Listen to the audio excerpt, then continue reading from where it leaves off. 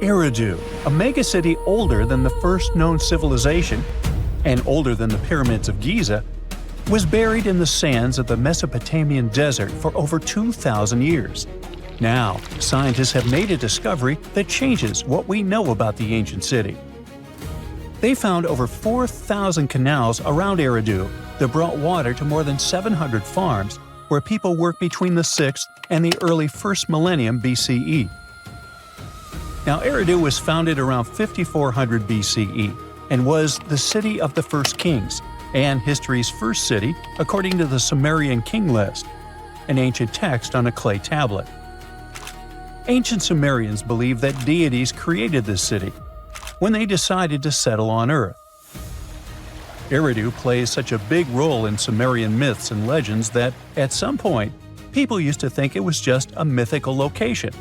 The most famous Eridu myth says that the skies got angry because humans were too noisy, so they decided to send a great flood to wipe them out. A new study showed that the Euphrates River served as the source of water for the entire city. The researchers mapped what remains of the ancient landscape and found a well-developed network of artificial irrigation canals. They discovered 200 large main canals pulling water from the Euphrates, and those canals fed another 4,000 smaller canals. The team used everything from satellite images and drone footage to soil analysis, old records, and remote sizing tech to map out the area. The 700 farms that used the water from the system were different in size, from about 5,000 square feet to over 200,000 square feet. The main canals were a little over a half-mile long, and some stretched more than 5 miles. The smaller canals could be as short as 32 feet.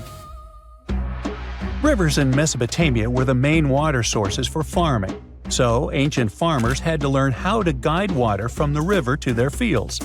It all started with simple methods, like digging small canals, but over generations, they learned how to build massive canals up to 62 miles long. The Euphrates itself helped the farmers. Water was moving thanks to gravity down its elevated riverbanks, and natural breaks in the banks let it spill onto the land. Researchers aren't sure when each canal was in use, and it's unlikely that all 4,200 canals were active at the same time during that long period. Now, Eridu used to be an important religious and trade center because of its strategic location on the Persian Gulf. Its economy mostly had to do with fishing, thanks to the Euphrates River. Researchers found fishing nets and weights and whole bales of dried fish at the site. And there were even models of reed boats, the earliest physical evidence we have for constructed boats anywhere. The city was thriving until people abandoned it around the year 600 BCE, and scientists still aren't sure why they did it. The local residents, plus the visiting pilgrims and merchants, had just exhausted all the resources of the land. They had to let it rest several times before abandoning the city for good. It happened when the Euphrates changed its course, and they lost their main source of water.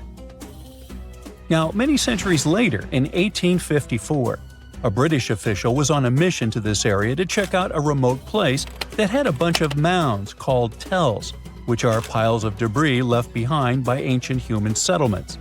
At first, Taylor wasn't impressed. He had been hoping to find something big, maybe statues, ancient writing, or ruins of palaces and temples. But with the brief time he had, all he found were things like walls, drains, stone platforms, and pieces of limestone columns decorated with tiny mosaic cones.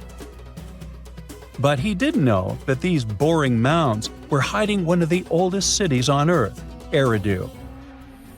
The people at the British Museum got interested in the finding, but the first full-scale excavations took place here only around a century later. The local Iraqi authorities got really interested in the excavations as they were hoping to find more about the earliest days of Mesopotamian history. So they focused on Mound 1, a massive tell as tall as an 8-story building. Soon they uncovered part of an unfinished step pyramid from the end of the 3rd millennium BCE. As they dug deeper, they found layers of human life going back in time. There were levels from the Uruk period, and even remains from a time before the Sumerians called proto-history. In those lower layers, they discovered multiple rebuilds of the Temple of Enki, the city's main deity. People rebuilt this temple again and again for over 2,000 years. Every time the temple collapsed, they built a new one right on top. Each new version of the temple was bigger and more impressive than the last. From the middle of the 4th millennium BCE, these temple buildings became massive, more advanced than anything else humans had built up to that point. The city in Eridu was also becoming more complex, with clear social classes. Eventually, they stopped rebuilding the temple and put up a step pyramid on top of the ruins. Even though Eridu faded, it likely stayed important as a religious site. Archaeologists found pottery from the 2nd and 1st centuries BCE during excavations, although there were no signs of houses. The Sumerians were an innovative civilization, as you can tell.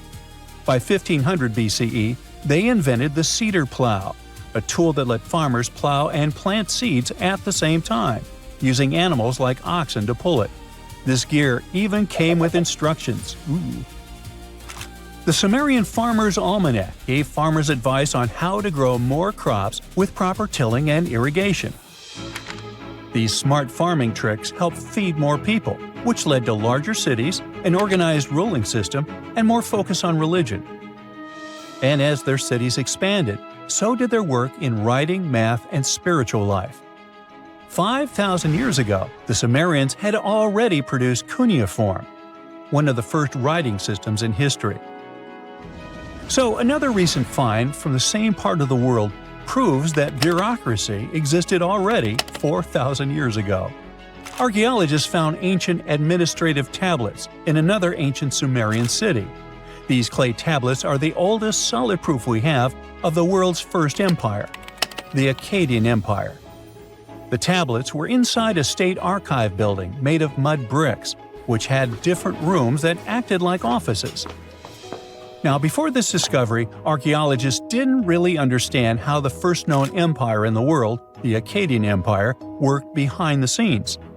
But now, thanks to the recent Gerso excavations, we have the first real and unambiguous evidence of the empire's administrative system.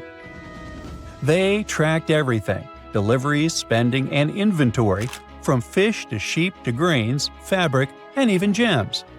The tablets also include population records, with names and jobs of men, women, and kids, an ancient version of a census. From these records, scientists found out that women played a key role in Akkadian society. Some women had powerful positions, like high priestesses. The tablets also show a wide range of jobs, from skilled workers like stonecutters to people with simpler roles like temple floor sweepers. Some even included building blueprints, field layouts, and canal maps, proving that the empire had serious organization and planning. Eventually, the city rebelled and gained its independence, and the Akkadian Empire's 150-year rule ended. Now, researchers are carefully cleaning and translating the tablets to fully understand what they say. These new finds will replace older, incomplete ideas about the empire and give us a way more accurate picture of how Akkadian power and the ruling system actually worked. There you are, trekking across a desert on foot. It's hot, you're terribly thirsty, and now you gotta walk around this stupid wall. Wait, a wall in the middle of a sandy, lifeless nowhere? Exactly, a wall in the northern Saudi desert. Archaeologists have just made a super exciting discovery, and what they found was not just a single wall. No, it was a whole ancient walled city that might date back to 2400 BCE. They think this place was home to around 500 people and could have been used for 1,000 years. This discovery is groundbreaking. It means that the area could have been way more advanced than anyone expected. This city was well organized, with different zones for living, towers and strong walls for protection, and different sections for all kinds of daily life. This ancient city, now called Al-Nata, was basically an oasis town, and it's great since it can give us a peek into what life might have been like in this desert thousands of years ago. Apparently, they had clearly separated areas, like residential sections, a cemetery, farmland, and even a town center. This oasis city, found in the Khaybar area, is the first big organized settlement from the 2nd or 3rd millennium BCE that researchers have uncovered in northwestern Arabia. The first surveys show that this town, which covered about 6 acres, had several districts, including the residential area, the cemetery, and the legal one, with courts. The houses were set up in neat rows, all connected by small roads. Those streets kept the residential area separate from the rest of the town. Back then, most people in this region were nomadic herders, always moving around. But archaeologists have been sure that during the Bronze Age, northwest Arabia had small walled towns and oasis centers scattered across it. These connected oasis towns were unique, offering secure places for people to live, store goods, and trade. They started showing the beginnings of urban planning, which hints that people of that time were already starting to settle down and organize communities more seriously. The research team estimated that there were about 50 homes in Al-Nata, but that number could go up to 70 as they keep digging. They think that a few hundred people lived there, and probably one of the coolest things is that some houses went up to 3 stories tall. Built on a slope near a couple of major trade routes, this city was set up in a prime spot. Now, one of the most impressive things about this place is its water supply. The oasis had springs and aquifers, which are underground water sources, and such conditions were perfect for farming. Those water sources meant residents could grow their own food, making the town self-sufficient.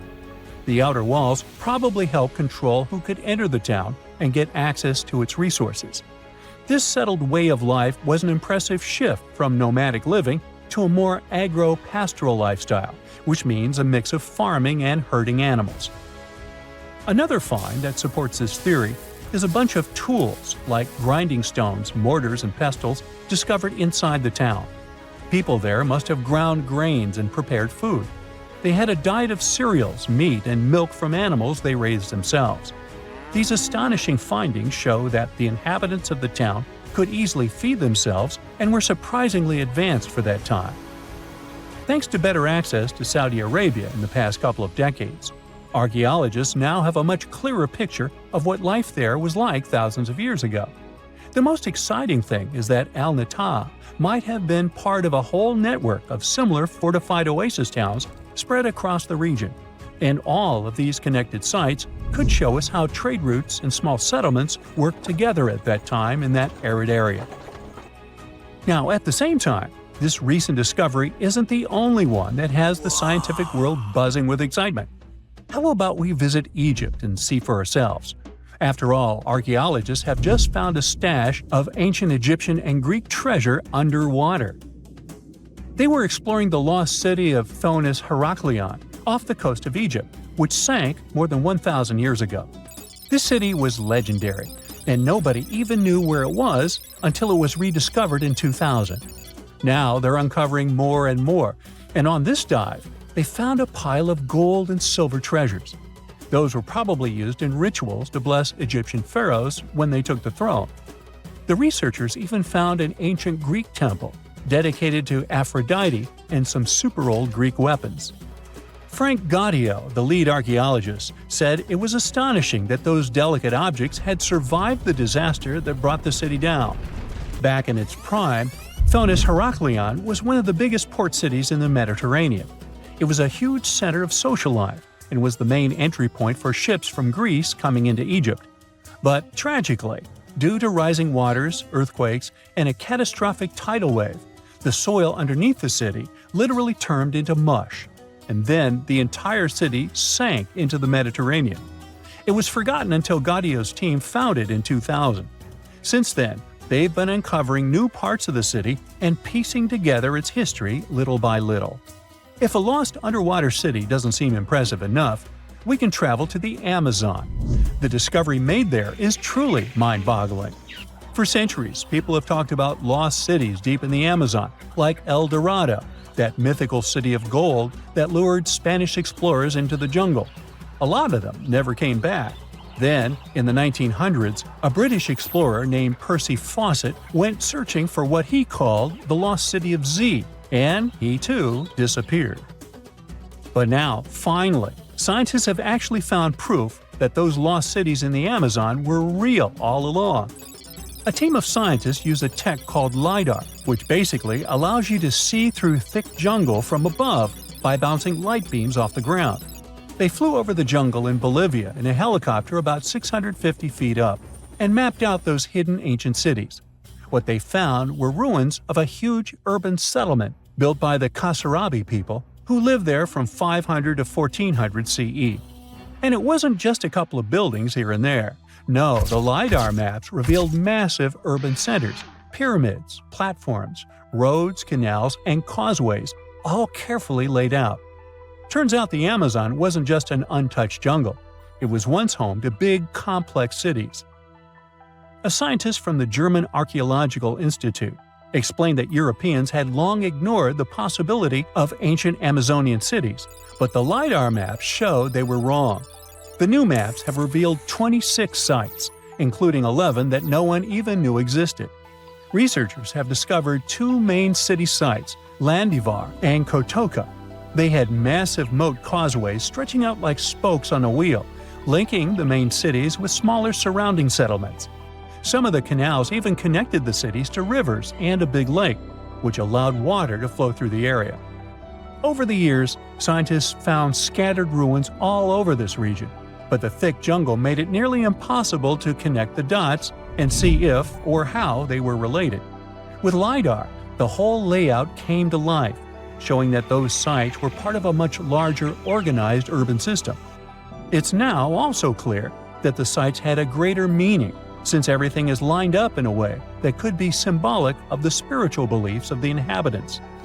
The Kasarabi culture isn't as famous as the Maya, but they had a thriving society in an area that faced huge challenges, like yearly flooding. And although the nearby Andes had their own monumental sites, the Kasarabi were doing something absolutely unique. They even had reservoirs to store water, which suggests they might have been dealing with occasional droughts, which is pretty unusual for the Amazon. Actually, those terrible droughts could be why the Kasarabi eventually left their cities around 1400 CE. Egypt has ruled as the owner of the world's oldest pyramid, until now. A newly discovered structure in Indonesia may predate Egypt by thousands of years. If this is true, it rewrites history. The world's first pyramid was born during the last ice age, and it's now located in the middle of the jungle. At first glance, Gunung Padang does not exactly scream pyramid. It looks more like a big mound with scattered stones tossed all over it. But recent excavations have revealed that far beneath the surface, there are stone structures buried in multiple layers, deeper and much older than anyone expected. We're talking possibly 27,000 years old. This is serious if we're talking about humankind's history. Today, the oldest known ancient society with this kind of building knowledge is probably 11,000 years old and used to occupy the region of modern-day Turkey. We've talked about Göbekli Tepe in some of our previous videos. Gunung Padang has got the scientific community divided and raising big, life-changing questions. You see, the site of Gunung Padang has long been considered sacred by the locals. Many even call it the Mountain of Enlightenment, and still use the site to perform mystical ceremonies. Westerners had no clue this place existed until the late 1800s. That's when a Dutch explorer heard whispers about a strange mountain and went to see it for himself. Just 4 hours south of Jakarta, he found something wild. Stacked terraces connected by rough stone steps, massive flat stones covering the ground, and towering pillars everywhere. To him, it looked like an ancient ceremonial site, maybe even a burial ground. For almost 100 years, mainstream archaeologists simply ignored Gunung Padang. The story resurfaced when a group of farmers brought attention back to the mountain in 1979. By the 80s, researchers finally started digging and found pottery fragments dating back to somewhere between 45 BCE to 22 CE. But here's where this story gets interesting. Some studies suggest the deepest layers of Gunung Padang are between 16 to 27,000 years old. That means this pyramid could have been built during the last ice age. And if that's true, it's older than Egypt's famous pyramids, the ones we thought were the world's first. This whole theory comes from geologist Danny Hillman. His team used ground-penetrating radar, core drilling, and carbon dating to study Gunung Padang, and what they found was pretty wild. According to Hillman, this place is like a giant ancient layer cake, built in stages over thousands of years. The youngest layer is around 3,000 to 4,000 years old. That's roughly the age of the pyramids in Egypt. When you dig a little deeper, you find Unit 2, which was built between 7,500 and 8,000 years ago. But here's where things get truly mind-blowing. Hillman claims the deepest layer, Unit 3, could be as old as 27,000 years old. His study suggests that Gunung Padang isn't just a hill. It's a stepped pyramid, complete with chambers and hollow spaces hidden underground. Although there's not much info about these chambers. The geologist does admit his theory sounds crazy, but he says it's all real and legitimate data. Hey, this is just one theory. Those who disagree with Hillman say Gunung Padang was not man-made. It was nature-made. Maybe not the upper parts, which Hillman calls Unit 1. The lowest units, which are the units that could change our collective history, are the problem. To understand what the fuss is about, we need to look at the soil. The area that Gunung Padang was built on is filled with volcanoes, which means it sits on top of volcanic soil. Hillman's team drilled into the mound and found something odd. Younger soil wedged between much older rock layers. To them, this was a clear sign that the stones were stacked, not naturally formed. After all, in nature, younger soil doesn't just sink beneath ancient rock. That would be like discovering fresh ink beneath the pages of an ancient manuscript. You know, something doesn't add up unless someone put it there on purpose. However, skeptics such as volcanologist Soetkinel Braunthal argue that Gunung Padang is not a human-made pyramid, but rather the remains of an ancient volcano. He believes the mixed layers of young soil and old rock are the result of natural erosion and geological processes, not human construction. Volcanic activity can create unusual formations over time, and without clear signs of tools, carvings, or human remains, many experts remain unconvinced. The mystery boils down to this paradox. Are we looking at the ruins of a lost civilization, or are we simply misinterpreting the work of nature? Most archaeologists say that to prove an ancient civilization existed, you first need signs of culture, art, tools, structures, something man-made. That's exactly why archaeologist Dibble, one of Hillman's biggest critics, isn't buying the pyramid theory. He argues that without solid proof of human activity, all we really know is that the soil in the mound is 27,000 years old, and that alone doesn't mean people were building pyramids back then. But here's the thing. The more we dig into ancient history, the more we find that our ancestors were capable of things we never imagined. The idea of advanced civilizations existing during the Ice Age seems far-fetched to many archaeologists. After all, who could have the technology and knowledge to build massive structures like pyramids in such a harsh environment? This is where some researchers, particularly Graham Hancock, come in. Hancock is known for his controversial theories that say that advanced civilizations may have existed during the Ice Age. The last Ice Age lasted from about 2.5 million years ago to roughly 11,700 years ago. During its peak, huge ice sheets covered large parts of North America, Europe, and Asia, making it a challenging time for human survival. Most archaeologists believe that humans during this period were mainly hunter-gatherers, moving from place to place in search of food and shelter.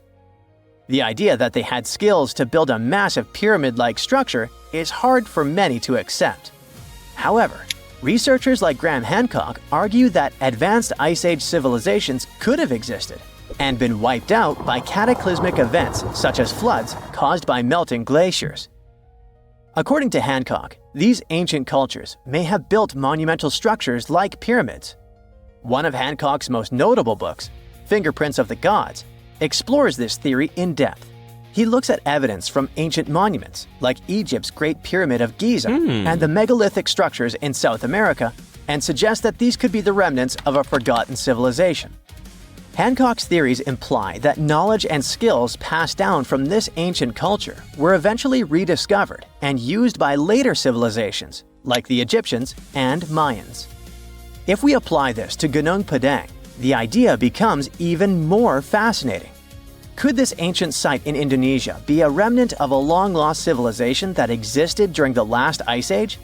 We'll have to keep digging to figure this out.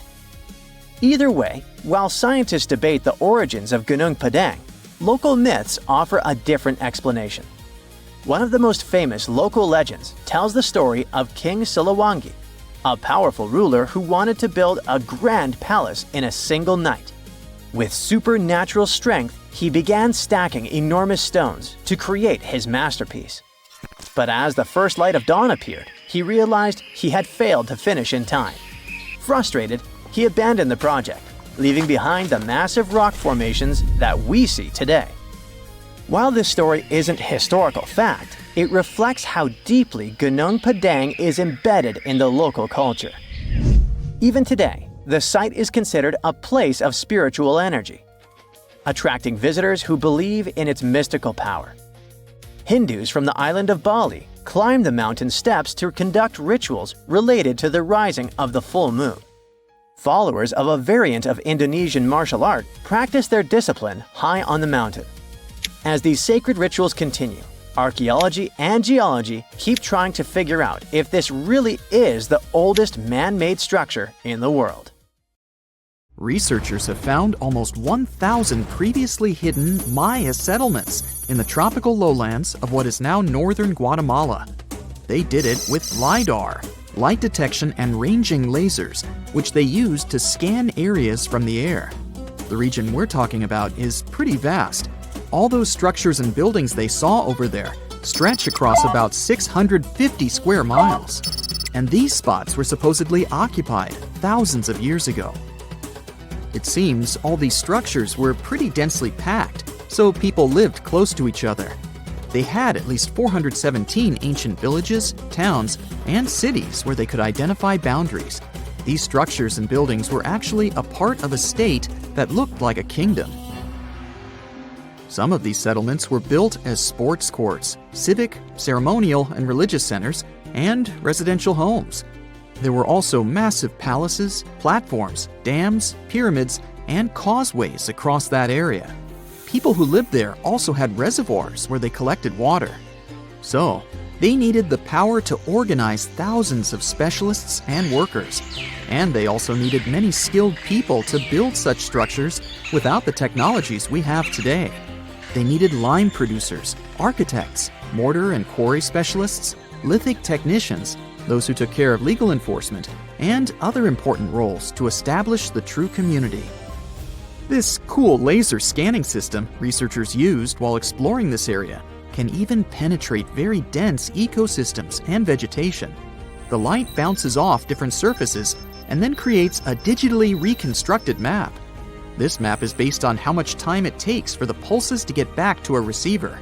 So, with this laser system, they discovered they were also lowlands for agriculture. So why exactly did the Maya settle in this region? It was a specific area. Plus, it was hard to build such an amazing kingdom in a tropical rainforest climate. Back in the old times, ancient peoples had mostly inhabited areas in drier climates. Over there, they would build water resources, which were some sort of the basis of society and a source of life. An example of this is Teotihuacan of Highland Mexico, although they did have a couple of navigable rivers they could use for transport and trade. But these rainforest areas had their advantages too. The Maya used natural resources like limestone, which was their primary building material, salt, and the volcanic rock obsidian, which they used for different tools. Also, they managed to find enough dry land to live and build homes there. The lowlands were seasonal swamps called bajos, and they were perfect for agriculture because of the fertile soil. Generally, the Maya built settlements that could endure rainy periods too. They were ready for different circumstances, including flood and drought, which is something you could see in how they built houses. Their architecture was also one piece of evidence that showed their community was like a centralized kingdom-like state, which shows they stuck together through tough times. The Mayan Empire was very powerful, and it reached its peak about the 6th century CE. They were excellent at pottery, agriculture, writing, mathematics, and calendars. They were the ones who created complex calendar systems, such as the calendar round, which is based on 365 days. Although some believed the Mayan calendar predicted December 21st, 2012 would be the end of the world, it was just a coincidence with the end of a certain full cycle. They would call it the long count calendar, and it lasts 5,125 years. The Mayan people left behind an impressive amount of astonishing architecture and symbolic artwork. Most of their stone cities ended up abandoned by 900 CE. No one still knows why the Mayan civilization in that area collapsed, although there are some theories. Some think that by the 9th century, these people had exhausted the resources around them to the point that they could no longer feed and sustain such a big population. Others believe some city-states didn't get along that well, so they broke down the traditional system of power they used to have. Some say it was all because of a very long period of drought. It could be a combination of all these factors, though. But one Mayan city, located on an island, even survived until the 17th century.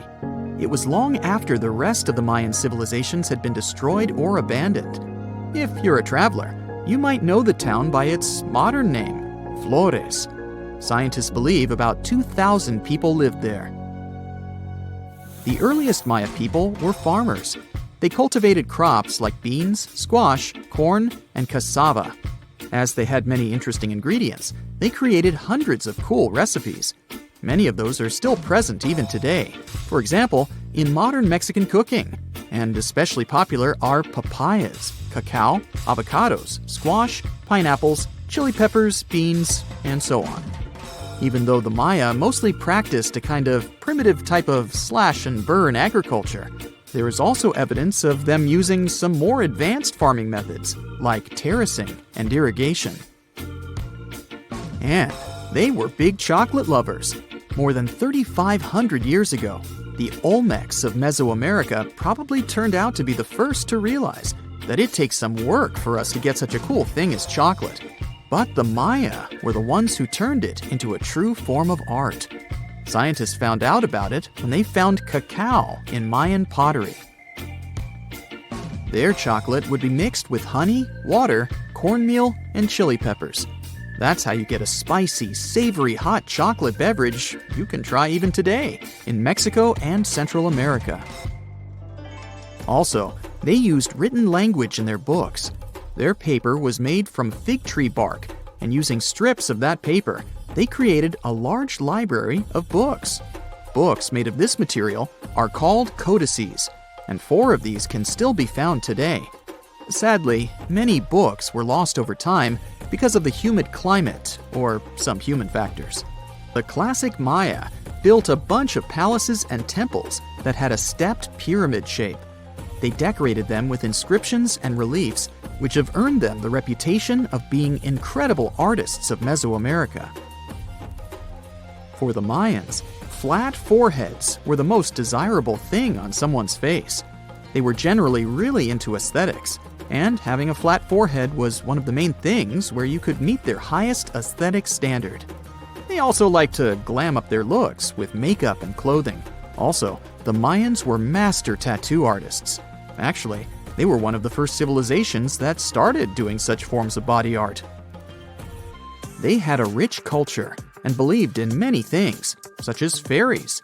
Many civilizations across the globe believed in these mythical creatures, which had different names everywhere. The Mayans called those creatures aluxes.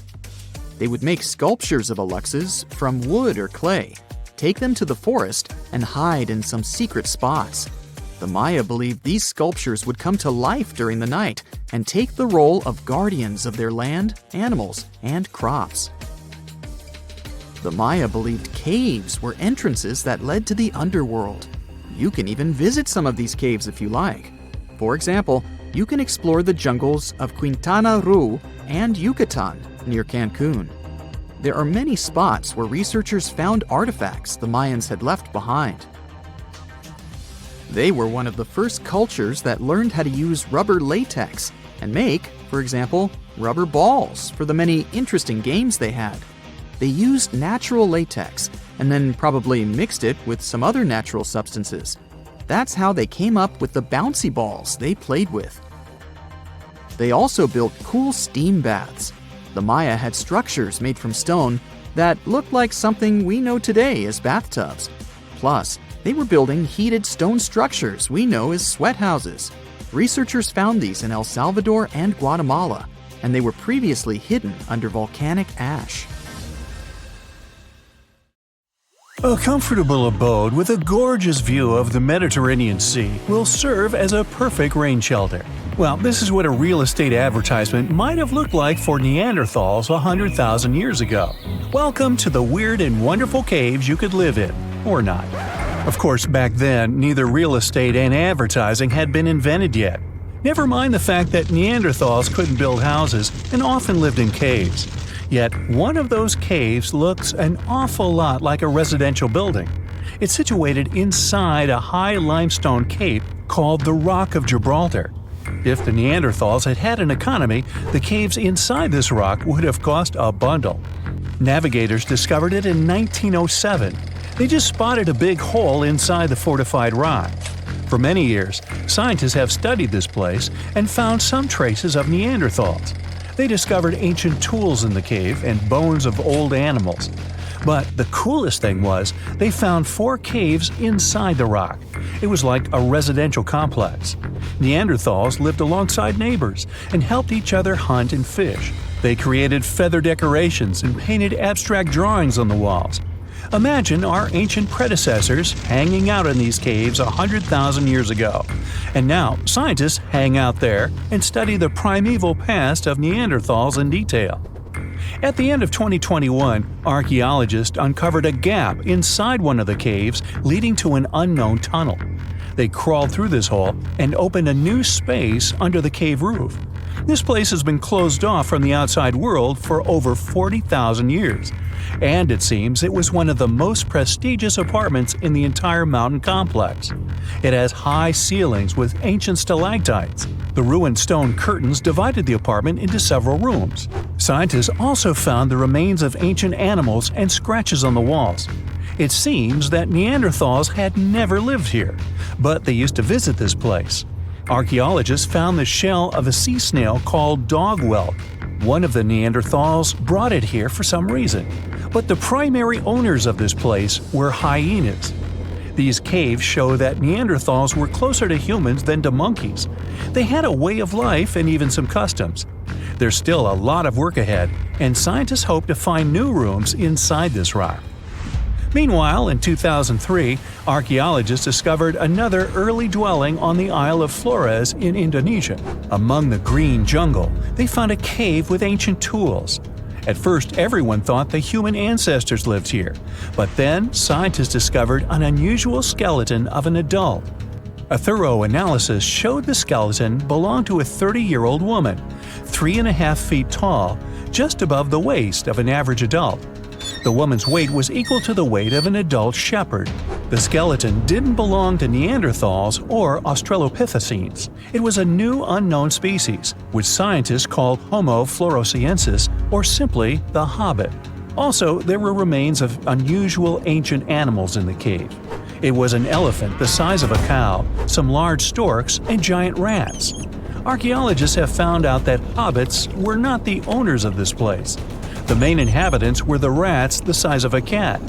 Maybe they were fighting the hobbits. Some analysis shows that Homo floresiensis wasn't our direct ancestor. They were in a separate branch of evolution. The hobbit skeleton looks more like that of a monkey than of modern humans. In 2009, in the dense jungle of Vietnam, Archaeologists discovered Sandan, the largest cave in the world. If you go inside the cave and shout, you'll hear your echo a long time. In some places, the height of this cave reaches half the height of the Empire State Building, and the total area is larger than one central block of New York. Sandan is one of the 3 caves in the Vietnamese jungle. Many intricate mazes connect these caves.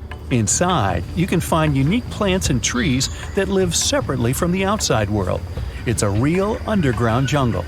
In some places, you can find collapsed ceilings that let the sunlight in.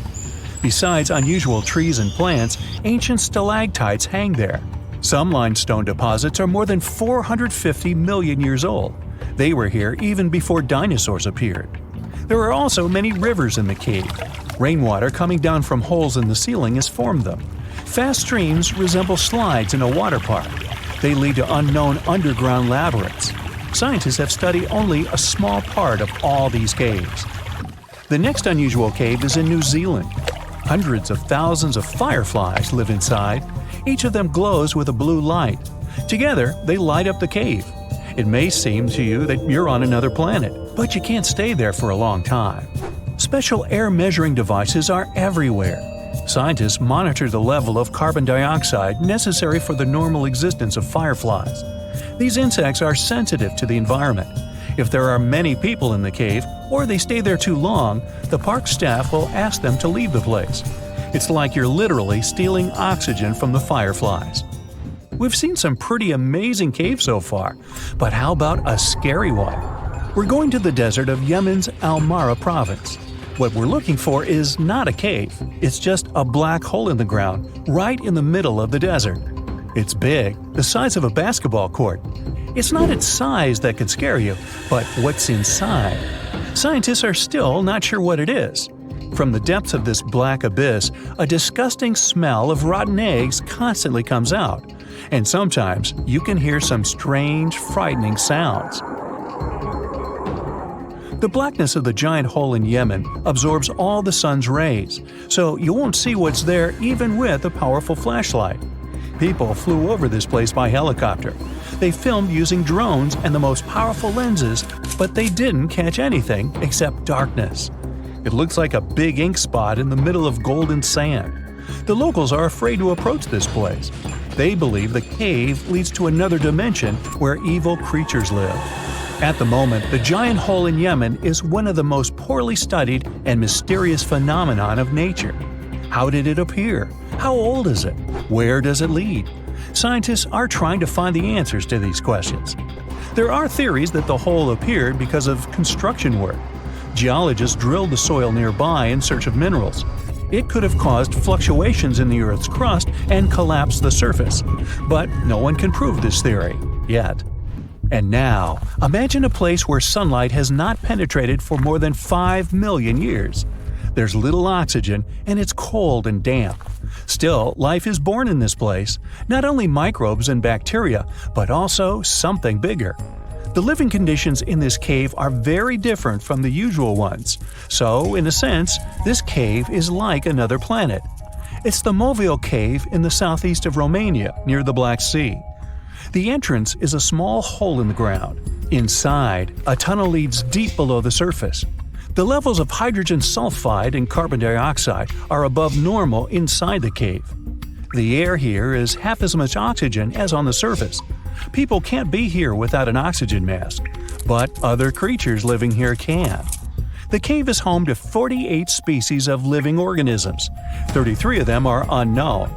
Here you can meet some unusual insects, white snails and white spiders, millipedes with huge whiskers, transparent shrimp, and unique species of leeches.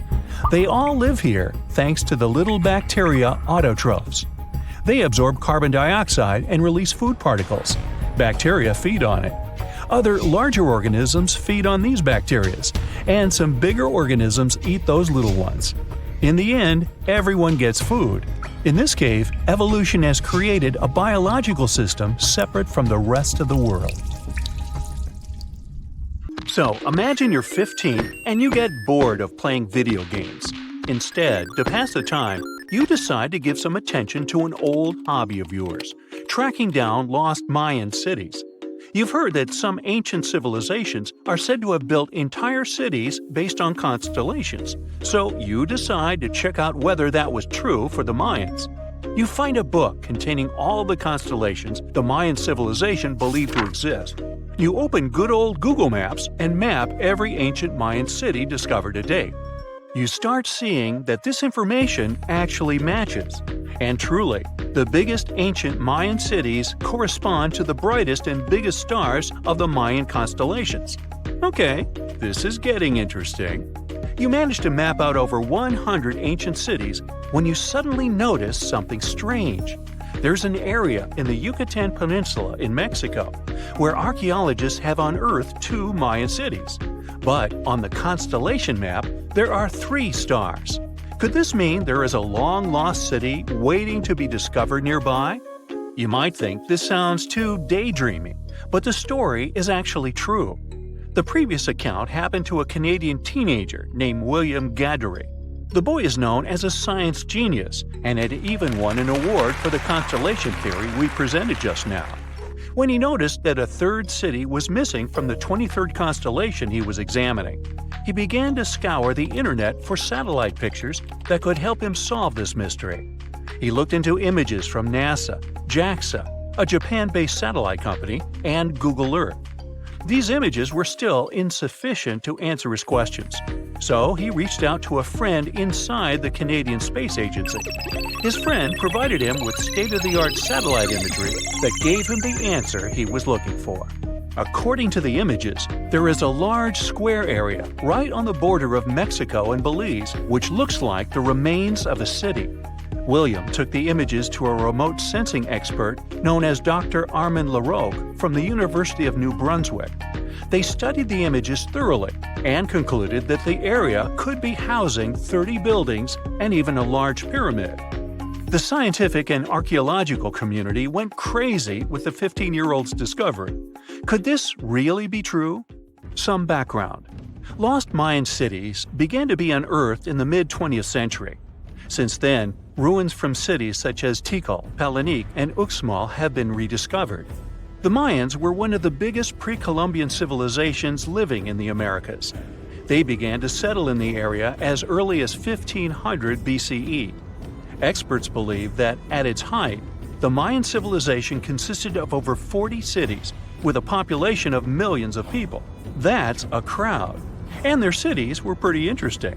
Their civilization spanned over Mexico's Yucatan Peninsula, Guatemala, and Belize. They survived mainly on agriculture, so they developed a complex irrigation system in most of their cities.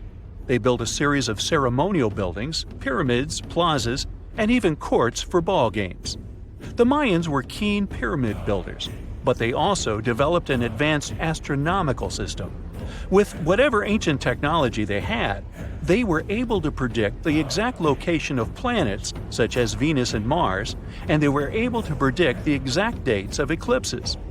That's why the methodology William used to discover this long-lost Mayan city was unusual, but not completely surreal.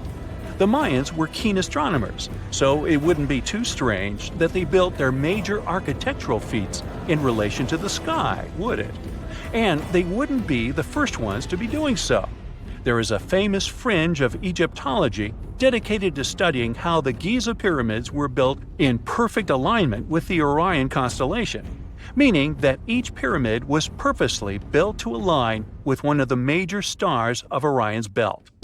According to William, he first had the idea to look at the Mayan constellations because he couldn't understand why the Mayans built their cities where they built them.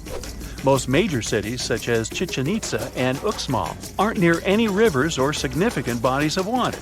Instead, they're built on marginal lands and on top of mountains, which confused the 15-year-old.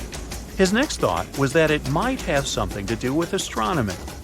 William named the new city he discovered Mouth of Fire, which is also my nickname, and he even won a merit award for his hard work.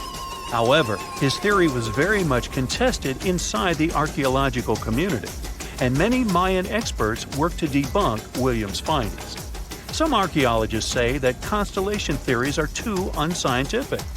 Anthony Aveni, a renowned anthropologist and astronomer, referred to William's methodology as an act of creative imagination. He explained that there is no way to be sure what the Mayan constellations really were. It's all just hypothetical. Another debunking of Williams' findings came from Mayanist David Stewart, who said that the object identified on the satellite imagery is nothing but an old cornfield. His claim was supported by an expedition that took place near the area in 2021, when the archaeologists present reported there was nothing at all in this area. Still, a 15-year-old boy almost found a long-lost Mayan city, which is pretty exciting if you ask me. Similar techniques as those used by William are actually being used to unearth lost civilizations all over the world.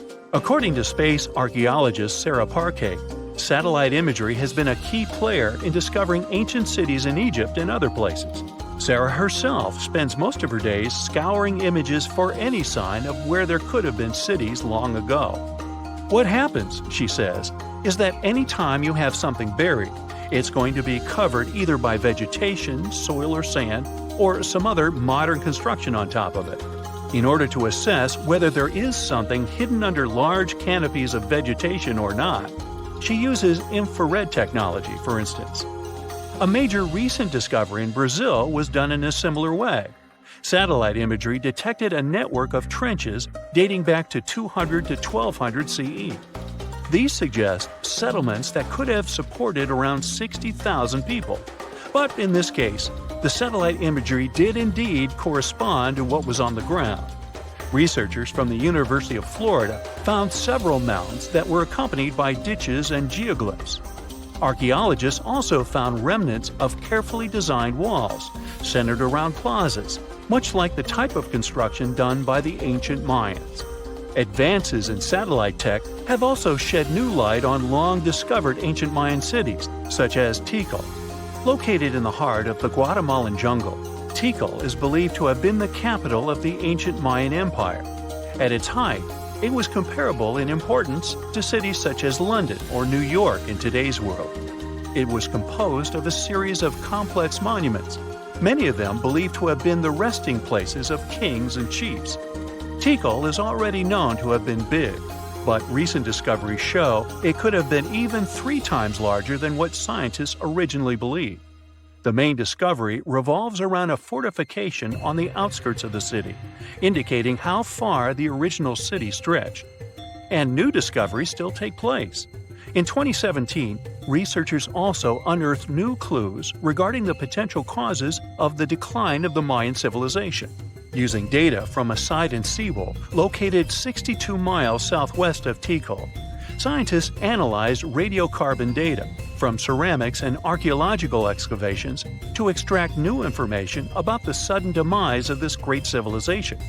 The information shows that, instead of a sudden collapse, the Mayans most likely collapsed in waves of social instability and political crises.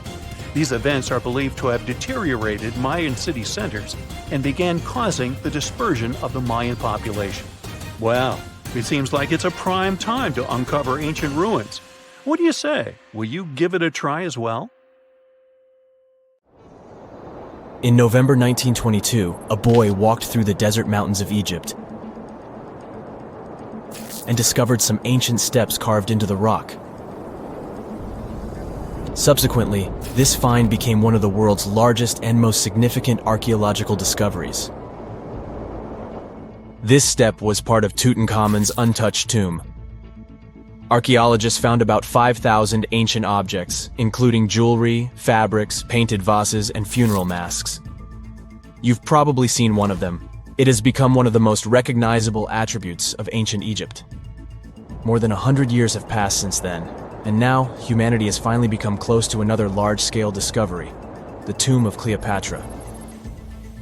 This queen was the last active ruler of the Ptolemaic Kingdom of Egypt, who sat on the throne from 51 to 30 BCE. There are many ancient records about Cleopatra, her reign, and her unusual personality, but until now, no one has discovered the secrets about her passing away in the burial place. So, one archaeologist, Dr. Kathleen Martinez, has been studying ancient records and temples around Alexandria for decades, and concluded that the tomb of the queen should be located under the ancient city of Taposiris Magna, founded in 280 BCE. It was a big city on the northern coast of Egypt, where tens of thousands of people were engaged in trade and industry, and it seems that Dr. Martinez's guesses turned out to be correct. She and a group of archaeologists have discovered a secret underground tunnel near Alexandria, with a length of about 0.8 miles. It was cut into the rock under Taposiris Magna's temple. During further excavations, they found many things that indicate Cleopatra's tomb lies in the tunnel's depths. It's also possible that she is buried there together with the Roman commander, Mark Antony. According to ancient records, Cleopatra and Mark Antony loved each other and together opposed the Roman Senate, which declared Antony a traitor. The fact that natural disasters have occurred on the territory of Taposiris Magna for thousands of years can complicate the excavations. Earthquakes and floods destroyed the city and possibly flooded its underground tunnels. But archaeologists hope the ancient tomb remains untouched, and that it hides many treasures and records about the royal life of ancient Egypt during the reign of the last dynasty. There's a chance that excavations will go underwater and in the mud. This will require much time and funding, but archaeologists are sure it's worth it. Anyway, it's too early to say that Cleopatra is really buried there, but scientists have found many things in the tunnel that confirm this, including clay pots, dozens of coins with the image of Cleopatra and Alexander the Great, as well as a bust with the image of the Egyptian queen. Cleopatra is still one of the most popular personalities in Egypt, on an equal footing with Ramesses III and Tutankhamun. She inspired many films, paintings, and books, but what made her so popular? She became famous for her inconsistency. She was a beautiful, intelligent ruler who pulled Egypt out of the crisis and made it a prosperous power. Medieval Arabic texts say she knew chemistry, mathematics, and philosophy, and may have written several scientific books. She knew several languages and had excellent diplomatic skills. At the same time, there are many legends that she was a femme fatale who drove many men crazy. However, there's no evidence that her beauty was incomparable. The image of a stunning model was created by Hollywood when it made several films where famous actresses performed the role of Cleopatra. And the Roman Emperor Octavian, the adopted son of Julius Caesar, specially created the image of Cleopatra as an insidious seductress because he was her enemy. Even though she was born in Egypt, Cleopatra wasn't an Egyptian. Her ancestors were Greeks, among whom was one of the generals of Alexander the Great. However, the people of Egypt loved her. She learned the language and was very sensitive to the traditions of this country. She knew the history, mentality, and customs of ancient Egypt well. She raised the level of its economy and strengthened its status as a world power. Much of this was made possible thanks to her cunning and impressiveness. She loved theatrical performances and lavish celebrations. She knew how to surprise people and put on a show. But behind the exterior image of a luxury lover was an intelligent and calculating ruler. Ancient Egypt was a rich, luxurious country, and Cleopatra did everything to increase its wealth and strengthen its position in the international arena. For example, she was once in conflict with her brother Ptolemy XIII Odd. The queen knew that she wouldn't be able to resist him, so she decided to attract Julius Caesar to their side. The Roman emperor arrived in Alexandria, where Cleopatra wanted to meet him, but Ptolemy knew about her plans and was about to prevent her from coming to Caesar. Then, instead of a rich and noisy arrival, Cleopatra decided to make her visit inconspicuous. She wrapped herself in a carpet or linen bag the emperor's servants carried into Caesar's private chambers. Cleopatra emerged from the carpet and impressed the Roman emperor with her beauty and determination. As a result, they fell in love with each other and became close allies. After some time, she impressed another influential Roman for diplomatic purposes. She arrived to meet Mark Antony on a golden barge with purple sails and silver oars. Cleopatra was dressed in the image of Aphrodite and sat under a magnificent canopy. Her servants dressed like cupids and were blowing her fan and burning incense. But Cleopatra created such a show for a reason. She knew that Antony revered Greek mythology and considered himself the embodiment of Dionysus. As a result, He was so impressed with this woman that he ended up marrying her. Cleopatra defended her crown, strengthened her alliance with Rome, and bore Antony 3 children. In Egypt, they threw big parties and enjoyed wealth with power. However, the relationship of a high-ranking official with the Egyptian queen caused a scandal in Rome. Octavian was Antony's primary opponent in the struggle for power, so he exploited the situation to darken the competitor's reputation. He used propaganda to make Cleopatra an insidious seductress in the eyes of Roman citizens. He accused Antony of succumbing to her charms. The Roman Senate supported Octavian and declared Cleopatra an enemy. In 33 BCE, this conflict reached a high point when Antony's navy clashed with Octavian's fleet. The latter won and forced his enemy to flee to Egypt with Cleopatra. According to some records, they took refuge near Alexandria. Pursued by the Romans, they hid in one of Cleopatra's palaces and met their end. Some legends say that Cleopatra was an expert in poisons. She provoked a venomous snake, a viper or an Egyptian cobra, to bite her. Also, according to another legend, she pricked herself with a poisonous needle. There's a theory that Cleopatra always carried an ampule with poison inside her hairbrush. And when she was cornered, she soaked the needle with this poison and pricked herself. None of this can be said for sure. Scientists are still trying to find out the truth. Perhaps when they reach Cleopatra's tomb, the world will get more answers about her tragic fate. She is considered the last ruler of Egypt. After her passing, Octavian plundered her palaces and temples and returned to Rome, where he became the main emperor. He successfully ruled the country and expanded its borders. His reign ended when he turned 75. World history would have looked different if Cleopatra and Mark Antony hadn't lost that naval battle. By the way, did you know that more time has passed between Cleopatra's reign and Neil Armstrong's flight to the moon than between the reign of the Egyptian queen and the construction of the Great Pyramid of Giza? Armstrong took a step on the Earth satellite in 1969, 38 years after the birth of Cleopatra. And the construction of the pyramid took place in 2560 BCE. Imagine how long the history of ancient Egypt is. Cleopatra is closer to us in time than to the pyramids. We've all heard of the Sahara. Sure you have. It's the largest hot desert on the planet. A sea of sand covering an area larger than the contiguous United States. But have you ever wondered what lies beneath the sand dunes? To answer this question, we must travel deep into the past of our blue planet. Up until some 6,000 years ago, the Sahara was grassland. Humans were around at this time, not me, spreading agriculture around the planet. In the north of Africa, the color green dominated. Plenty of rainfall meant that there were lakes, rivers, pastures, and even forests. A completely different image of the Sahara from the barren landscape of today. But then the climate started to shift. The region became parched, and the vegetation started disappearing. The wind did the rest. It took away the fine sediment after there were no plant roots to hold the ground together. Give it a couple thousands of years, and you get a familiar image of the Sahara. Sand and rocks stretching as far as the eye can see. But when it comes to volume, only a quarter of the Sahara is actually sand. The yellow sands of the Sahara are just one part of the story. The desert has many other features, such as gravel plains, salt flats, and plateaus. Makes you think if we understand the word desert correctly.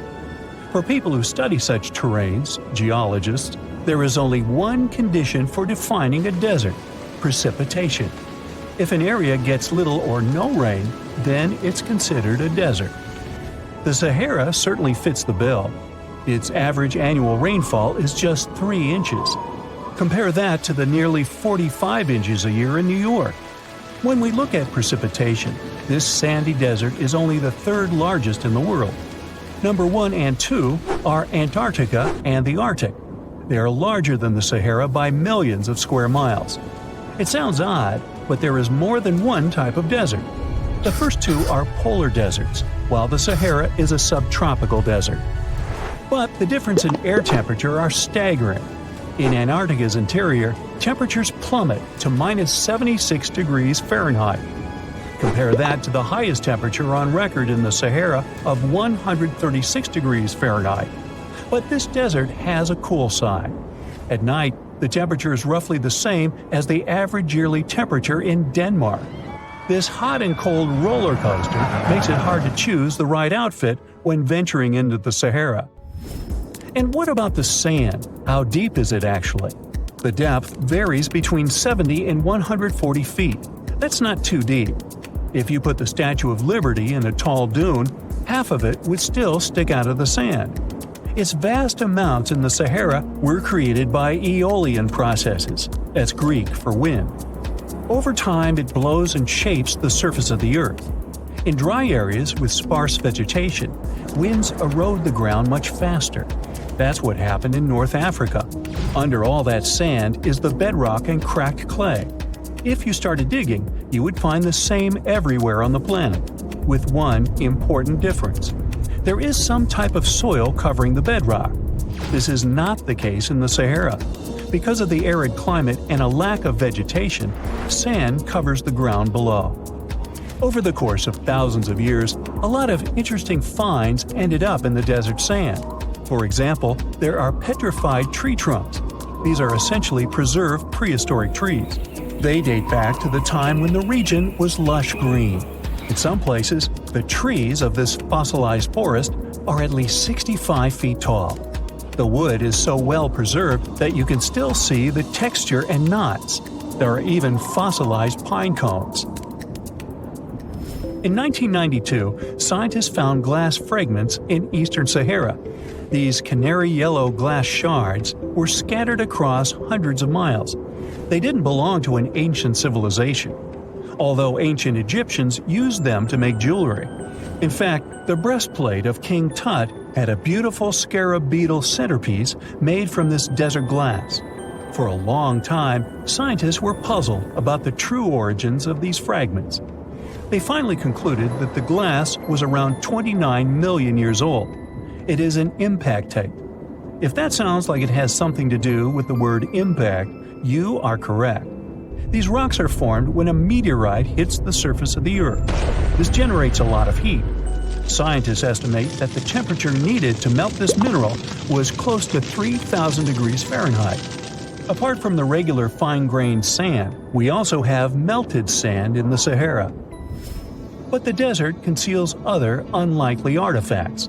Shark teeth are a common find in Morocco, which sits in the western part of the Sahara. What are the fossilized teeth of these marine predators doing in the middle of the desert?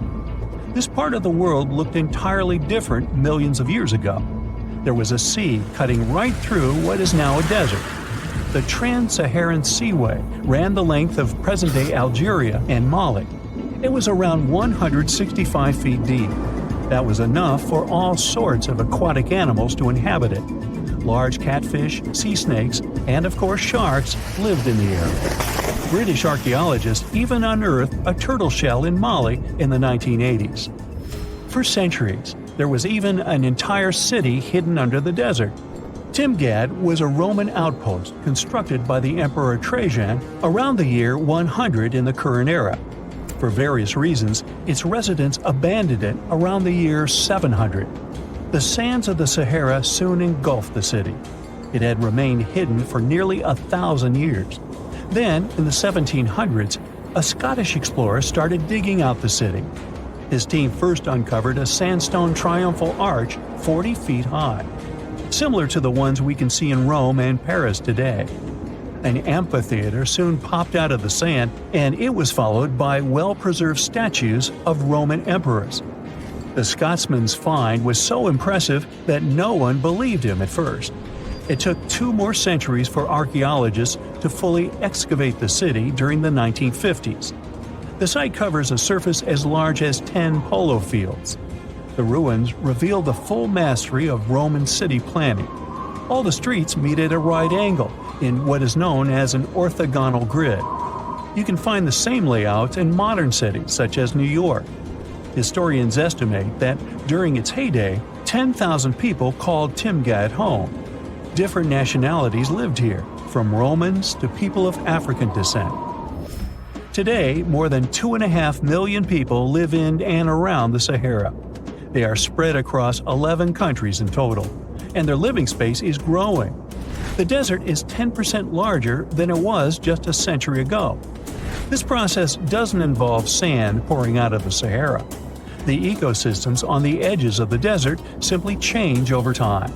The wind blows the soil away and vegetation dwindles. The perfect conditions for the formation of a desert landscape. These changes are happening in the Sahel, a region south of the Sahara Desert. That's why the African countries have recently come together for a project called the Great Green Wall. The primary goal is to stop the desertification of the Sahel and hold back the sands of the Sahara. Their plan is ambitious and involves planting a wall of trees from the west to the east of the African continent. The proposed forest is not only going to be long, but wide as well.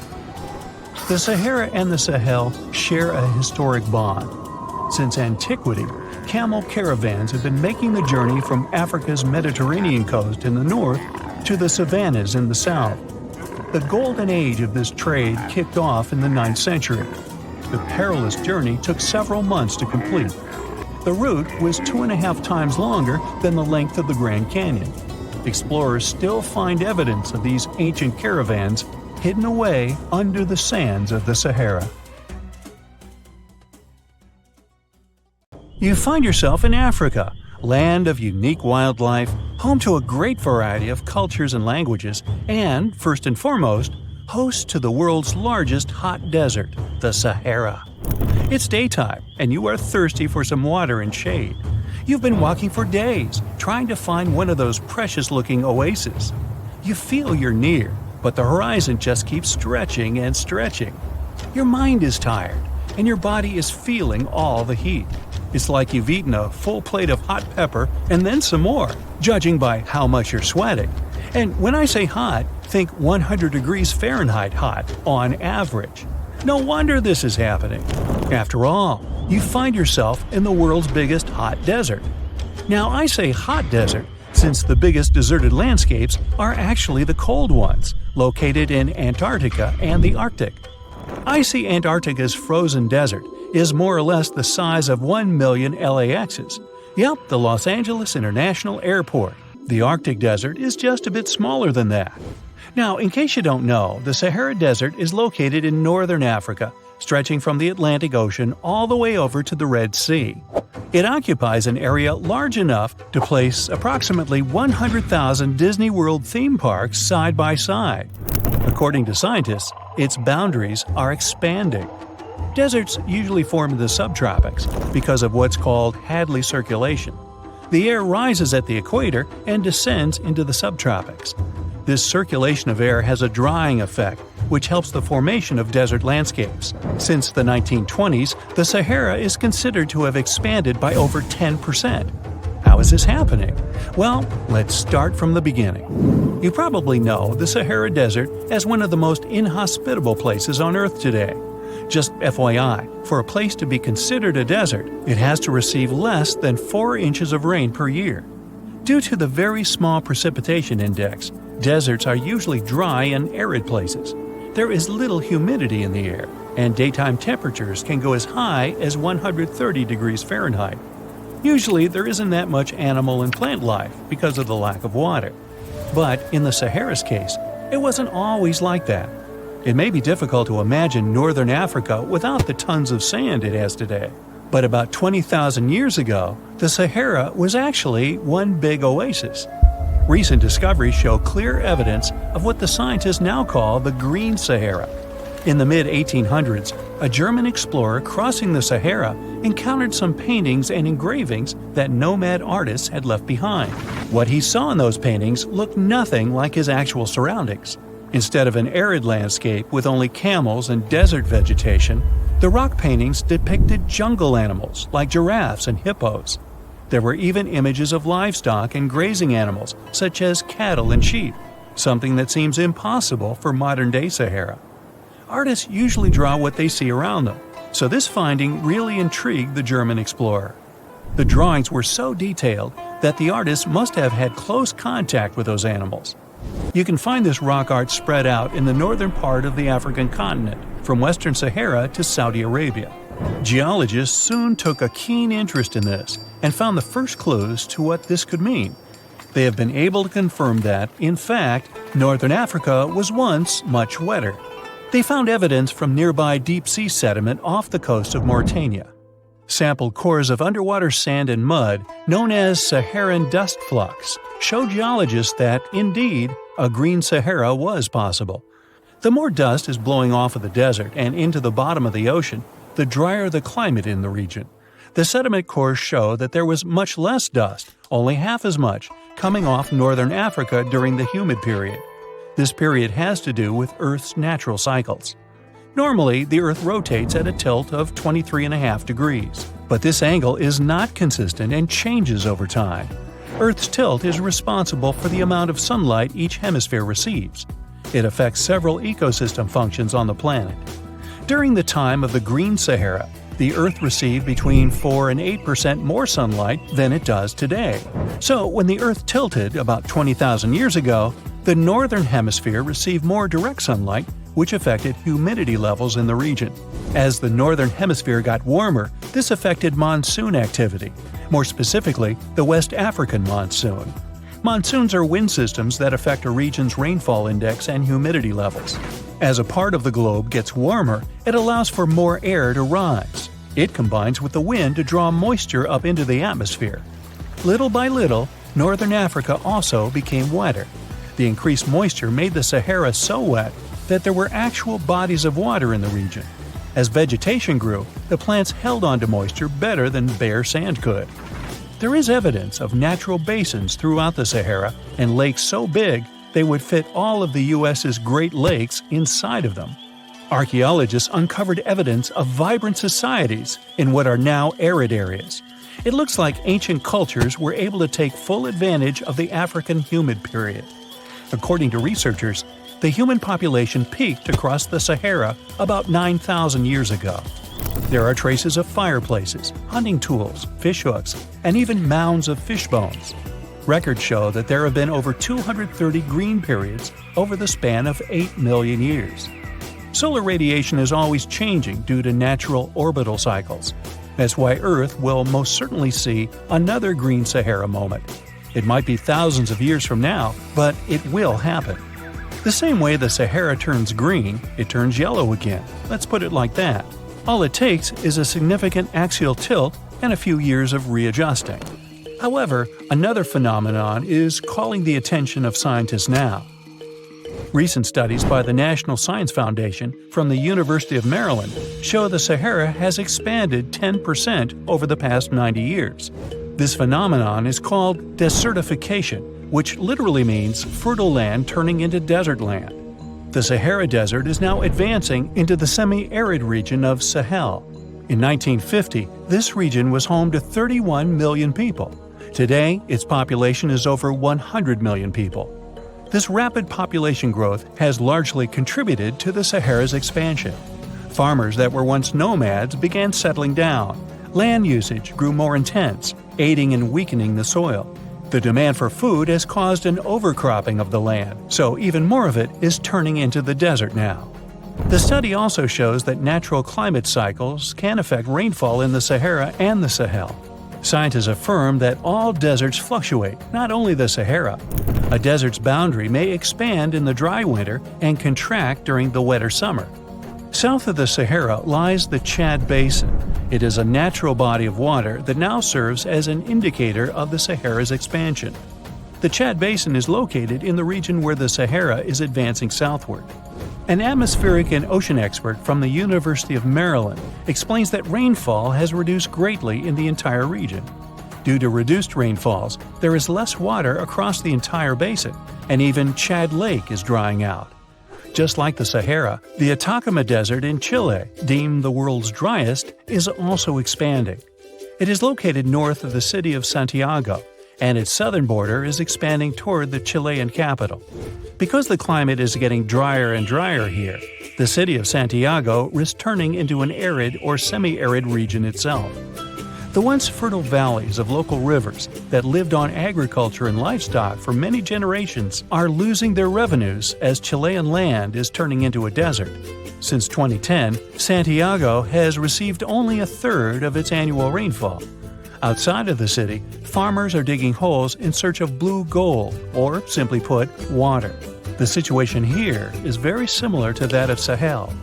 So tell me this, were you as surprised as I was to find out what has been happening in the Sahara region? Feel free to share in the comments below.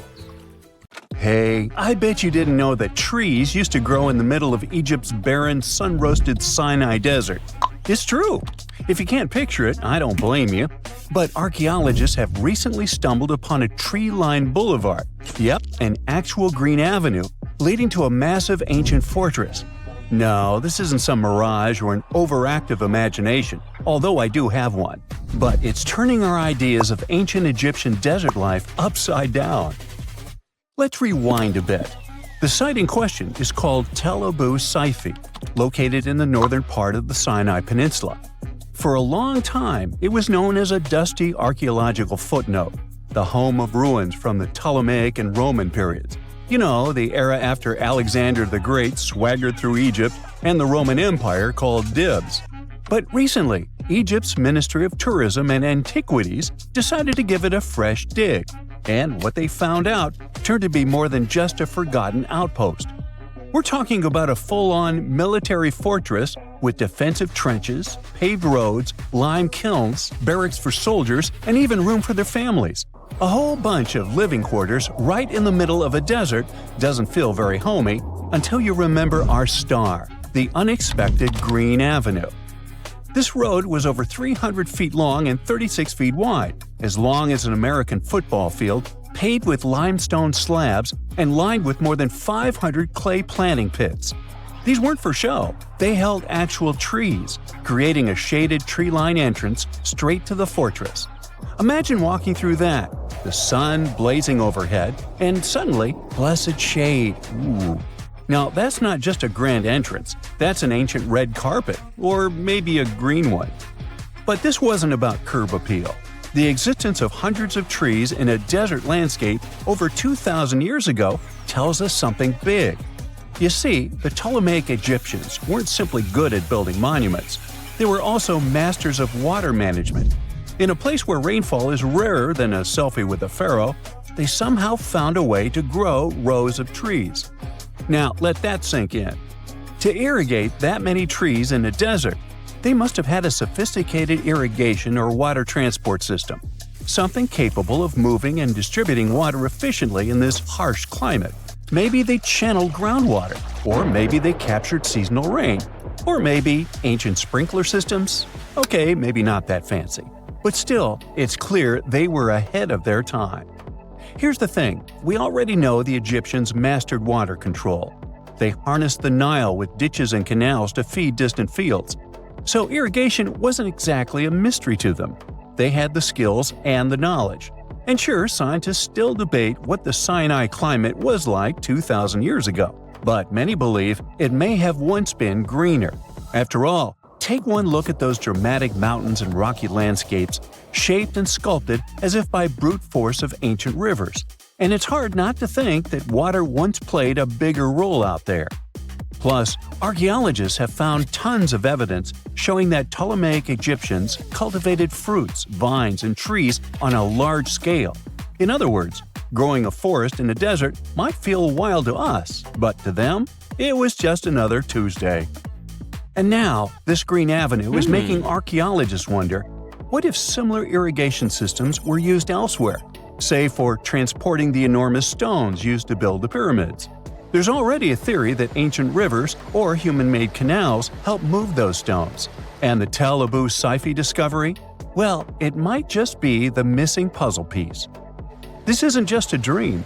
Back then, rivers were like highways, power grids, and cargo trains of the ancient world, all rolled into one. Egyptians used them for everything – irrigating crops, trading goods, powering industry, and even mobilizing for war. If you were doing something important, odds are it involved a river. But wait, it gets even better.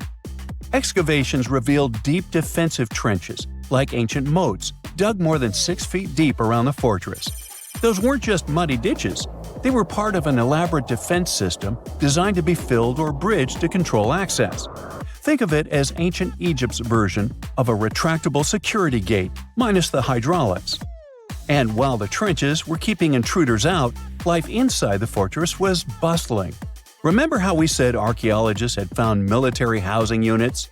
It turns out soldiers might have lived there with their families. So this wasn't just a barracks, it was a thriving community, with meals, routines, kids playing, and probably a whole lot of ancient gossip flying around the dinner table.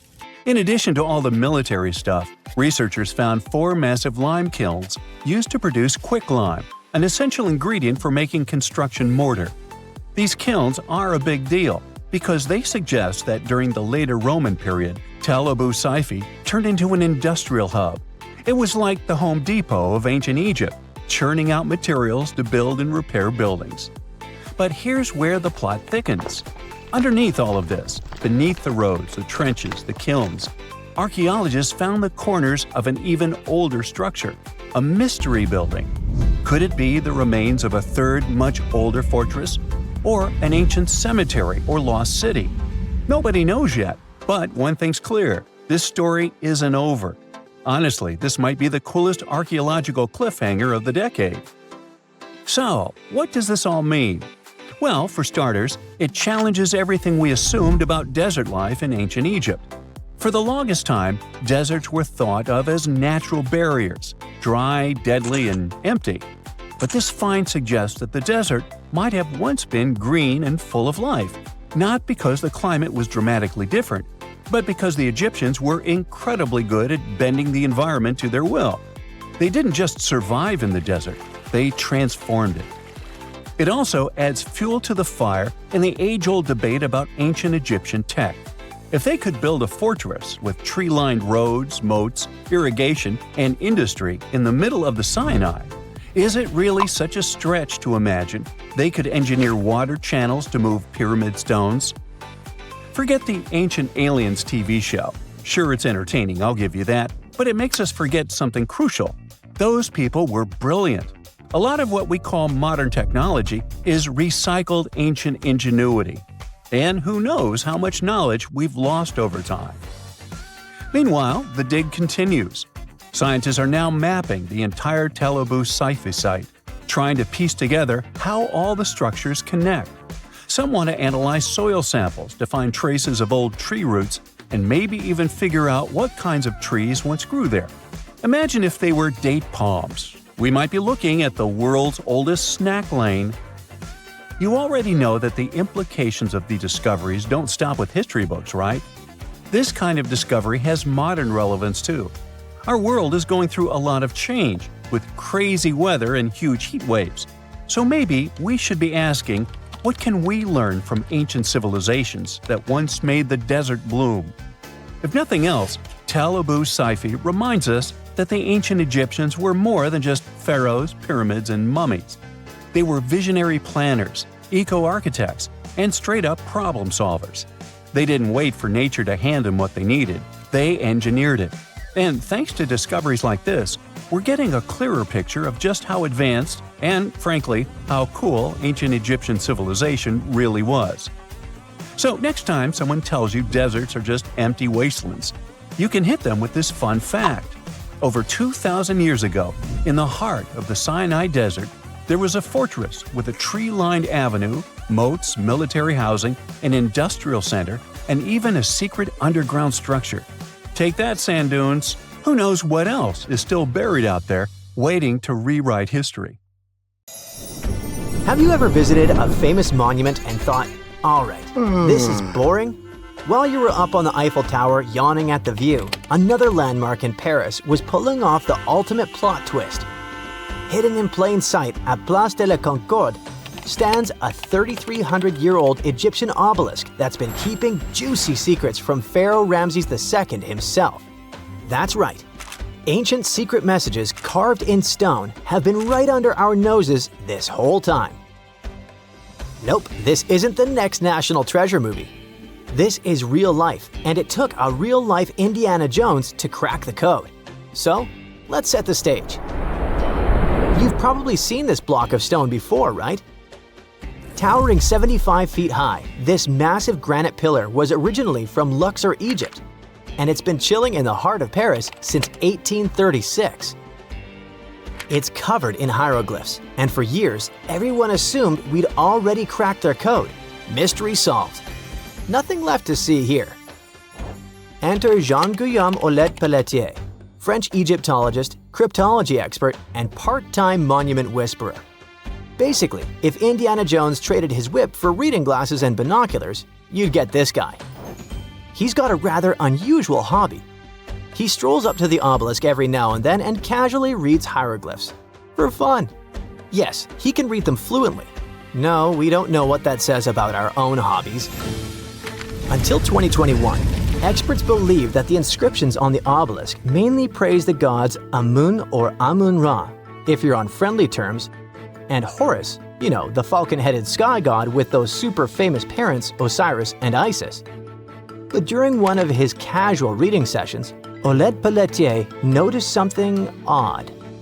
Some of the hieroglyphs weren't just singing praises to the gods, they were giving directions, literal directions, to the entrance of the temple of Luxor. But wait, it gets even better with a little backstory. Obelisks like this weren't just pretty lawn decorations. They were usually placed at the entrances of major temples, like the Temple of Luxor, where this one originally stood. They symbolized the sun god Ra and were meant to represent a ray of sunlight frozen in stone. Basically, they were giant sacred exclamation points showing off the pharaoh's divine connection and power. Ramses II had 2 of them set up at Luxor's entrance to honor the gods and, of course, to brag about himself. This one got shipped off to France in the 1830s as a gift from the ruler of Egypt, Muhammad Ali. No, not the boxer. And it's been waiting for someone to take a closer look at it. Moving the obelisk to Paris was no small feat. It weighed over 220 tons and had to be transported on a ship built especially for it, called the Luxor. How original. The whole transportation cost the modern equivalent to $19 million. Interestingly, its twin obelisk still stands in Luxor, which means that researchers can compare both structures to see if the story really matches. This pairing of obelisks was intentional, meant to guide the eye and the spirit towards sacred space. Lucky for us, Jean-Guillaume picked the perfect moment to snoop around. The obelisk was undergoing restoration for the upcoming Olympic Games. Scaffolding was up, giving him rare access to the tippy top of the monument. Armed with binoculars and a ladder, he got eye level with parts of the pillars that most of us can only squint at from street level. And that's when he uncovered the real twist. Turns out, ancient Egyptians didn't just chisel random symbols into stone. They had something way cooler up their sleeves: crypto-hieroglyphs. Those were specialized coded forms of writing used for sacred or elite messages.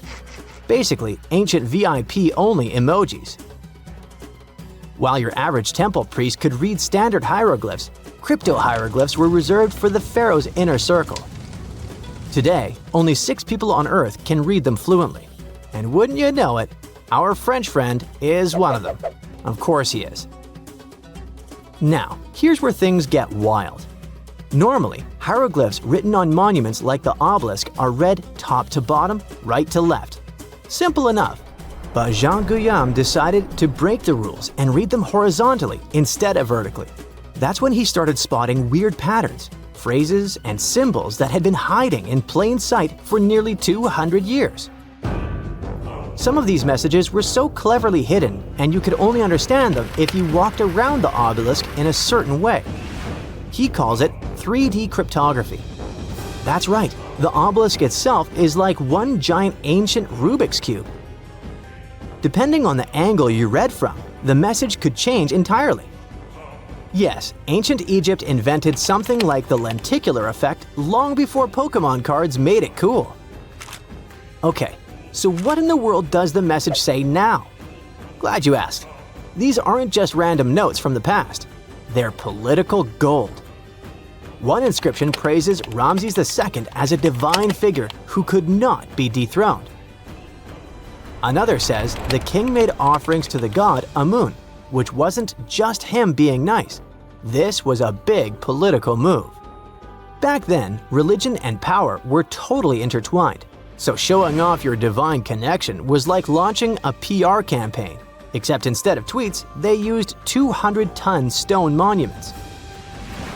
Ramses II wasn't just any ruler, by the way.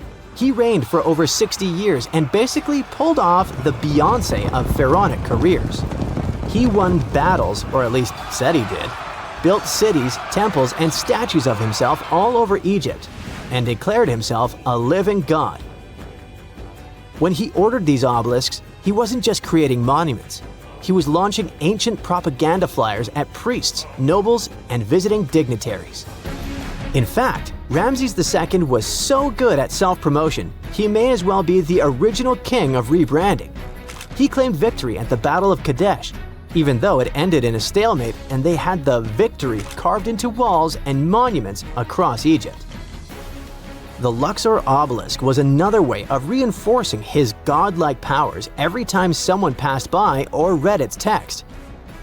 And here's the cherry on top.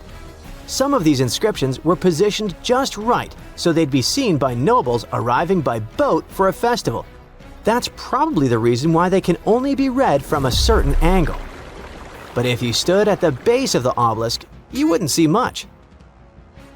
But from a 45-degree angle standing right in the middle of the Nile, sweet stuff! Imagine pulling up to a religious celebration and seeing giant stone text basically saying, "Hey, Ramses is chosen by the gods, don't forget it." Subtle? Not exactly. Effective? You bet. Some messages even carry double meanings. One line might spell out Ramses II's full royal title. But read it differently and boom! It says he's got eternal life. That's next level branding. You can almost hear him saying, "Look at me, still trending 3,000 years later." For decades, scholars thought this monument had given up all its secrets, but thanks to new access, modern tools, and some fresh eyeballs, we now know there's still a ton to uncover. Oleg Pelletier's full research hasn't been officially published yet, but the clues he's found are already shaking up what we thought we knew about ancient Egyptian monuments. Of course, not everyone's buying it just yet. Some scholars are skeptical, especially about the idea that boat-riding nobles could actually see those messages clearly. But let's be honest, ancient advertising wasn't easy. Even if your billboard is 75 feet tall, you still need the right angle and the right audience. So the next time you're in Paris staring at the obelisk while sipping your overpriced café au lait, remember, you're not just looking at a fancy paperweight from the 19th century. You're standing in front of an ancient Egyptian PR campaign, a 3D puzzle, and a 3,300-year-old flex from Ramses II himself. And let's be real, if that obelisk had been hiding messages this long, who's to say it's done talking? So grab your magnifying glass, channel your inner Egyptologist, and remember, the real treasure isn't gold or jewels, it's the drama chiseled in stone.